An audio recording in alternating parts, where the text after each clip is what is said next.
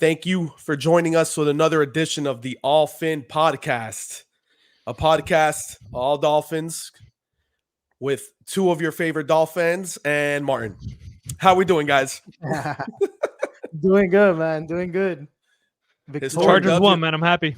Oh, yeah, we know you are. Don't worry. They almost blew it, too. I know you were nervous. Had to throw on the same jersey from yesterday. Don't worry, Ralph. It's washed. Don't before I get any judgment. You know, it was a historic day. So we got to throw it right back on. Sure. I was a little under the weather today, so I took the day. I had the time to wash everything. All right, so we're good. All right, boys. So as stated, it was a historic Sunday for the Miami Dolphins. We have broken 13 records, whether team or NFL, and dropped a 70 burger on the Denver Broncos. How are we feeling today? Honestly, I'm still in shock. I think I've played over 100 Madden games, and I don't think I've touched 70 points more than one or two times, and they were on rookie. So, yeah, that's pretty insane, to say the least. Ralph? Skinny, you already know how I feel. I barely have a voice. I'm ecstatic. I want to book my trip to Vegas already, bro.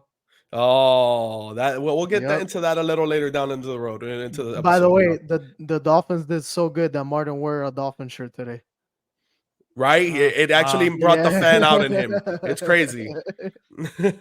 Anything is possible. But yeah, man, yesterday's game, I even ended up telling Ralph after the game, I was like, and I know I might get roasted a little bit on this. I was like, it started to feel a little boring to me because it was just too easy. I was like, what is this, like a high school defense? Like, what's going on here?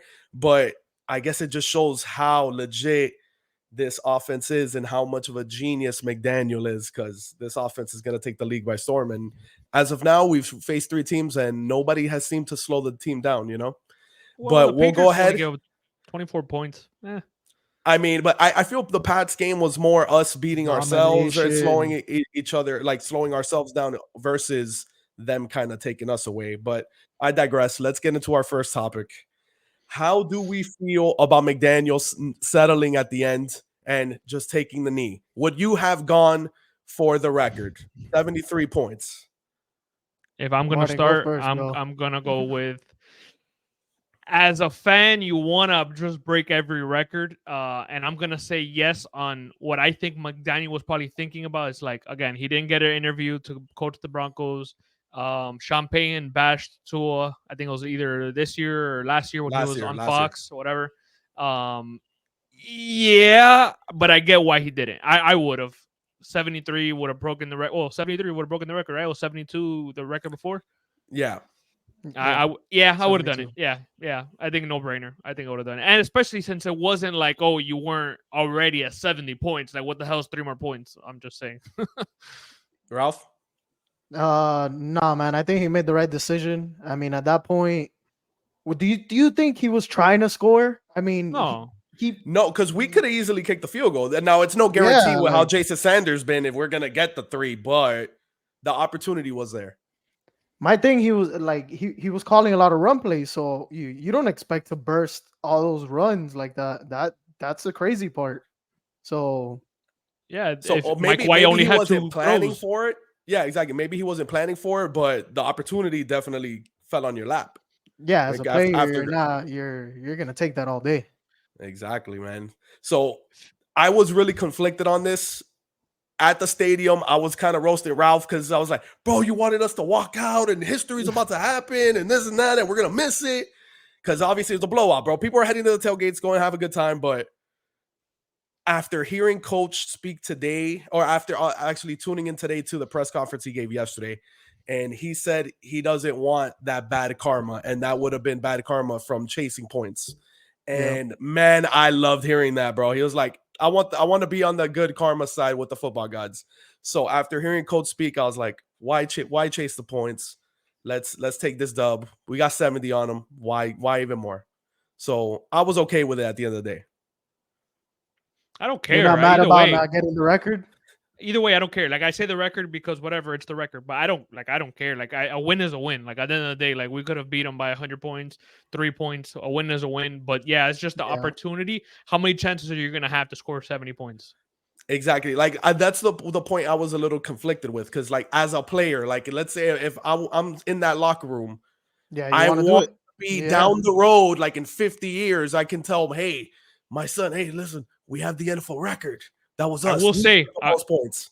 I will That's the one say, thing. remember the year that the Redskins were losing to the I know, off topic. The Patriots beat the Redskins 56-0.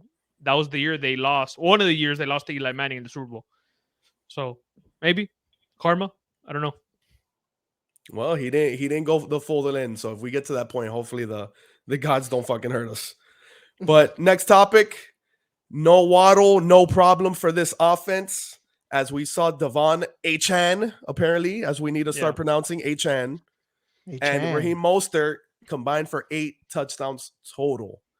Did this offense just unlock its new weapon? Ralph, go ahead. I think McDaniels has been waiting for this, man. I think he finally could rely on a run game, something he was so genius with in San Francisco. I'm glad to see it. I'm glad to see that we unleashed what was it? Achan? Achane. Achan. I think it's Achane, yeah. Achan. So yeah, man, I'm glad to see it. He had what? 18 touches? Yeah. 18 touches, 3 yards, 4 touchdowns. Bro, crazy. So Insane, you pair right? that now with Raheem Mostert, who's 31 years old. You get to save his body a little bit for down the line, and there you have it, man. So, Martin? To me, I think the weapon that has been unlocked this year is this O-line. This O-line has looked. I'm glad you said it. I don't even know. There's not even a word I think that would really unlock or say or give you the best example of what this O-line has meant to this team. Like, it's really the least thing talked about, but it's been the most special thing to watch. Like, Tua hasn't been touched in 3 games other than one sack. One sack it was? One sack, 3 games. And we've only had Armstead 1 game. Like, if that's what our O-line is going to look the rest of the way, which, you hope everybody's healthy, you hope it continues. But these just 3 weeks have been off the charts. I think that's where everything starts. Tua's progression, run game has looked insane versus that. I'll give a little credit to the Broncos defense looking sloppy. Like, I don't think they filled any gap. I think we had all the holes. I will say I saw a lot of broken tackles by Mostert that really, I guess, extend the play even further than they were supposed to be. No. Yeah. But I saw Achane maybe do it on 3 carries. I saw Mostert do it on most of his carries. That's why I say that. But yeah, that O-line is, to me, what stood out. I gotta ask you guys, what did you think about that little shovel pass? No look. That I think shit it's not was a big insane. deal. I don't think it's a all big right. I don't think it was a big deal. But this is the thing: when Mahomes does it, it's the number 1 play on ESPN's top 10. Yeah, fair. It's a cool play. You weren't expecting it. You haven't seen something like that creatively from the Dolphins in I don't know how fucking long. So how can you not be happy that we're now adding plays like this? And then the Achane end around that he ends up taking to the house, like. You remember the great Dolphins video? They finally opened up the playbook. Like, like this is what we're doing now. And it's so exciting to see, man. We have not had an offense like this, and we didn't think it could get better from last season because it was already pretty explosive. But holy fucking shit. What's that guy's name? Peter, no? And Andy Pita. We had to open up the playbook. That shit is great. But yeah, Martin, I'm so glad you mentioned the O-line, man. Like you mentioned, the first 2 games, Kendall Lamb came in and held down that left tackle spot. Teron looked fantastic, getting to the second level on multiple plays and loving all those tosses to the left and getting that lead blocker on the way. What I did get scared about was Eichenberg came in for a drive. That was like, there it goes. Well, that was one thing that hasn't been leaked too far out because obviously the beat writers and all that stuff can't. They said it's a groin injury. Yeah, but apparently Eichenberg has been practicing at the backup center spot for a while because obviously he's now gone from a tackle. And what do the Dolphins do? They just try to put you into a different position till you finally find a spot you're comfortable at. But yeah, he's been taking reps. He's been playing good.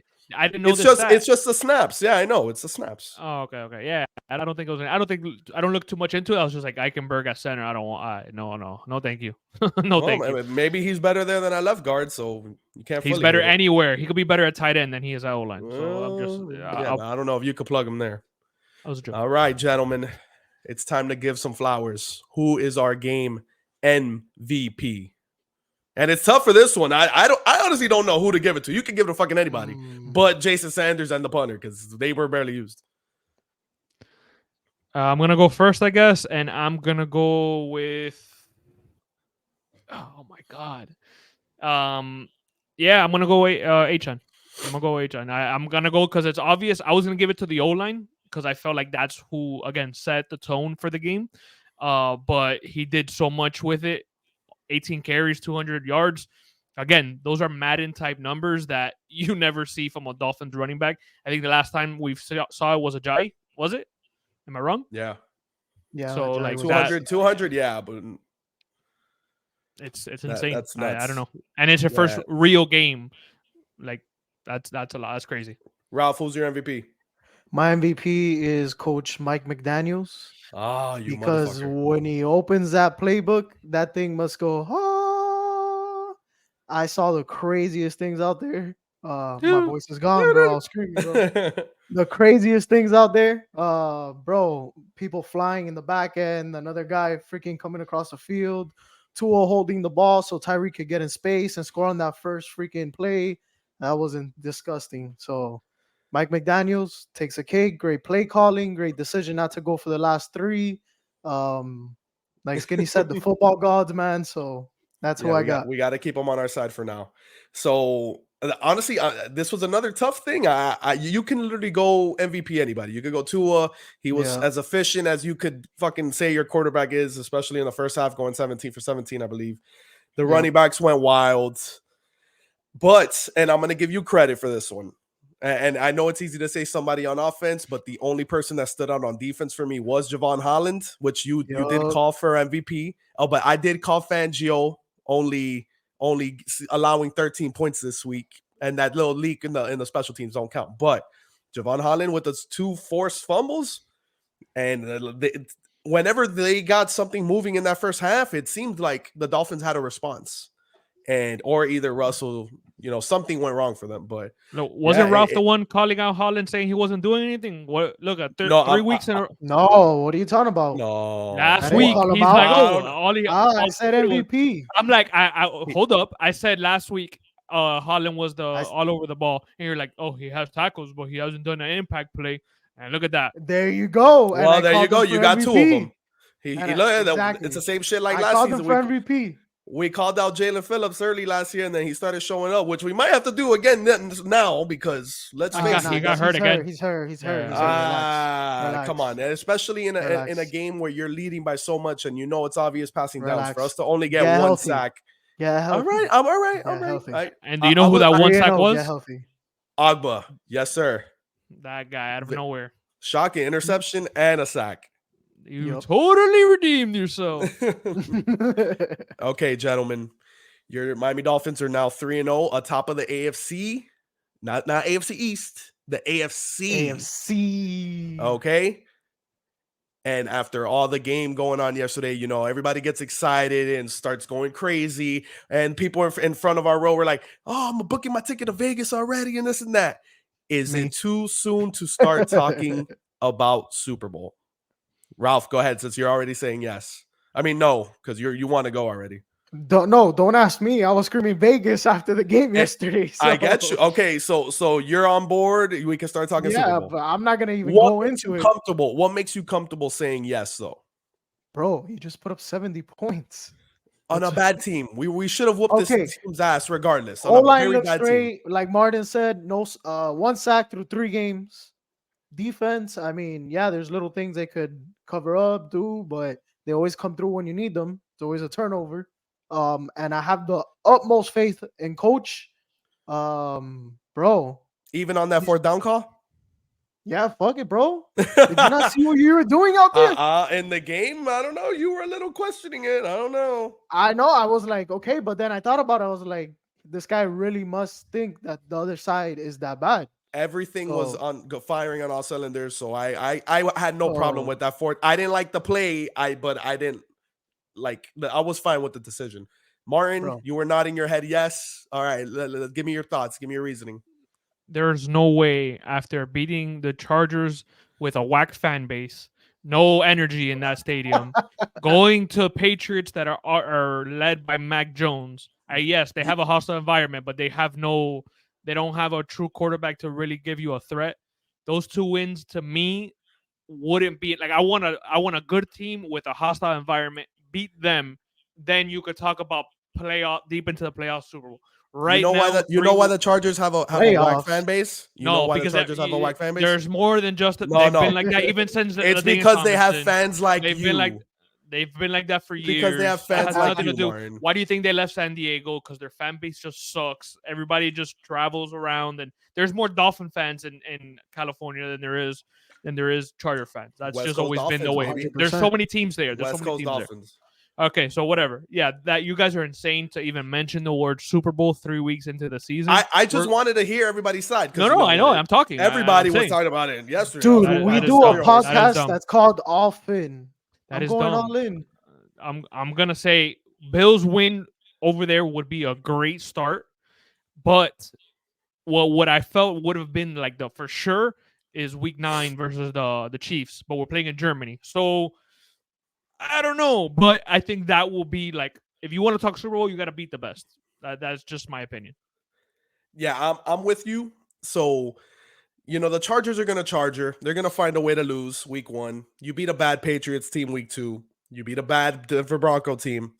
If you want me to say Super Bowl or even start talking about going to a deep playoff run, I need to see it. I need to see you beat a team you're going to see in the playoffs, and that is Buffalo.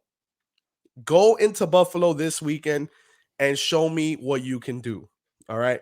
Yeah. And clearly now jumping into next week, since we've mentioned Buffalo, we all know and remember the loss earlier this year, 34-31, with our third string quarterback, Skylar Thompson. This guaranteed that game is still like the moment the schedule got released, they're like Week 4, Buffalo circled. How big of a game do you think this is? It's a divisional game. They're all big games. Jets, Patriots, Bills. But yes, going into the playoffs and then what you're putting into a situation that you have your third string quarterback and you almost come out with the win, maybe a few catches away from winning that game. It had to sting because everybody was like, oh, if we win that game, maybe Tua comes back for the next game and see what happens. So yeah, again, everybody's like, and then I think he got hurt one of the games versus the Bills, or allegedly got hurt versus the Bills. So I'm sure Tua is like, he wants to prove not only the AFC East but the AFC that he's a true, I guess, MVP candidate or a team leader. So yeah, this is for sure. Like to anybody, this is a realistic. Like we need to beat them. We need to. Well, he was there for that second game last season. No, I was thinking playoff game. I was thinking the playoff game. Okay, yeah, and we know like he shut up a lot of the questions. Oh, you can't play in the cold and this and that, and a primetime game, and he came out and delivered a huge game that we probably should have won instead of a little small mishaps that we didn't, take advantage of. Exactly, the opportunities were there to leave that game with the win, but unfortunately we fell short. But yeah, Ralph, what do you think? What do you think? How big this weekend is? I mean, they're not going to tell you the game is circled, but definitely it has to be circled on the calendar 100%. These are the guys that you almost got 3 wins against a year ago. You were this close to getting to the next round in the playoffs, and they took it out. So definitely big game. As a Miami Dolphins fan, this is a real question. Is this a game going against Buffalo where where you are worried going into the game, or you're not? I think right now with how the team's looking and how everything's just, there has been no signal of anything slowing down or being slowed down. So they have to be going in super confident into this game. And now, and another thing that I loved what Coach said, he was like, one of the reporters asked him, it was like, are you worried about this team getting too, cocky, getting up there in the clouds? And he told all he had to tell them was, guys, it's Bills week. And that's it. And they're going to know it's time to get ready because we got to go up there and show up. So I expect a very big game. What's our keys to victory this upcoming Sunday? You know, the one thing that's whack is I hate that this is a 1 p.m. game. How did they look at the schedule and say this should is be a not Sunday prime night time game. or anything? Exactly. Because the Rodgers game, this was supposed to be a Rodgers Sunday Night Football game. That's why. And I wonder who those fucking bums are playing right now. They're No, whatever. they play on playing good Monday. teams. They play on Monday. Oh, they don't okay, play. yeah, They don't play Sunday night. I think you're right. What's the keys to victory? Run game. I think that's going to be the biggest thing you're going to see because their defense is much more healthier this year, this time around for the Bills. They just got Tre'Davious White back this week. They had 4 interceptions versus Sam Howell, so whatever, it is what it is. But it's 4 interceptions. They had 9 sacks. They had crazy numbers for a defense. So I think establishing the run game, opening it up for Tua, hopefully Waddle's back. Those are the things that O-line has to stay the same way, 100%. Without the O-line, this is not a game. Absolutely, Ralph. Protection, Condoms? not just from your O-line, protection from everybody, from your fullback, your receivers. Physical game. Keep Tua on his feet. Make sure he doesn't get hit because, again, a year ago, this is a team that started the concussion trend with Tua. Even though he didn't get diagnosed. Yeah, he didn't get diagnosed. We know what that looked like, but that's how I feel it has to be. Physical and protect your guy, and you may have success. You know the Bills are going to throw some crazy blitzes at you. You know they're going to have the safeties out back there, so let's see what we get. Absolutely, yeah, and that's the one thing, you know, we have seen Tua progress with. You know, he's getting better at reading defenses. He's recognizing blitzes, and our offensive line has been top notch this season so far. So let's hope they keep that up. But I definitely think we're gonna have to get some pressure on Josh Allen, as we saw in week 1. You know, you rattle him, he's gonna make some mistakes and throw up some 50-50 balls, bro. You got to go take advantage of those. We get some pressure, we get some sacks, hits. He's gonna make mistakes, no doubt about it. Yeah, he's a gunslinger. So at the end of the day, he is going to take his chances. He believes in his guys because he throws jump balls every week. Every now and then, you're going to see those mistakes. And I think a good quarterback, although you try to limit those errors, I feel like we got to be perfect versus him because he extends plays more than you want to see from a quarterback. And people get open. Diggs can take advantage of those things. So, and that's one. I don't think we've given enough credit to the defense through 3 weeks. I think we gave up the most of the points to the Chargers, but the last 2 weeks have been a joke. It's been garbage time points most of the time. Exactly. All right, let's get to the end of it. Our score predictions. Let's start with Ralph because I know Martin's gonna come in and be the down counter. So let's start up high. All right. It's not gonna be what you think it's gonna be. Really?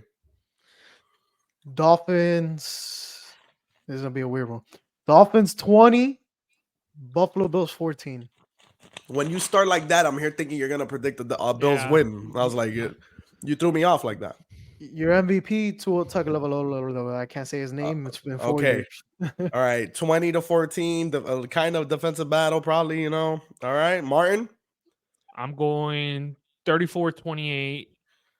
I'm going to give the edge to the Bills this time around. 34-28. Okay, all right. My thing is I can't bet against the Dolphins until I see somebody slow down the offense. You know, we've gotten into shootouts. The offense have been able to respond, you know, and now we've shown we have a run game and everything as well. Offensive line is clicking. I'm going to go with a Dolphins win. Go, Martin. No, I just don't think we've seen the pressure from our O-line. I think this might be the game that our O-line gets the pressure. Like, what good D-line have we seen to really? We thought Khalil Mack and Bosa will get to us. Bro, come on. There's no, like, that was nothing. Like, that was. That's not a good D-line? Yes, but I'm saying, like, that's where I thought we would see pressure, and it was the first game of the year, so I expected that. But it didn't happen. I think this will be the D-line because they have also good linebackers that blitz. That might give us the pressure that we haven't seen, and that's why I'm going to give them the edge this time around. But yes, do I expect Tyreek to be all over the field and possibly open up a big one and possibly score, you know, twice? Yeah, it's very possible. But I think that D-line will give us the pressure that Tua hasn't seen this year to be able to extend the plays like Tyreek Hill has been able to do. Dolphins riding off that high this weekend. They remember that loss last year. I believe 31-21 Dolphins. We're rolling with it. It's going to be close. 4-0, I think it's going to be a baby. very close game. I think it's going to be a very close game. Over under Mostert touchdown. We are up on time, gentlemen. That is it. That is all for this edition of All Fin. Remember to like, share, and subscribe. Let your friends know. Any friends you got that rep the Dolphins, let them know about this podcast. Write in the comments any questions. We'll make sure to add them in next week's episode. Thank you guys for joining.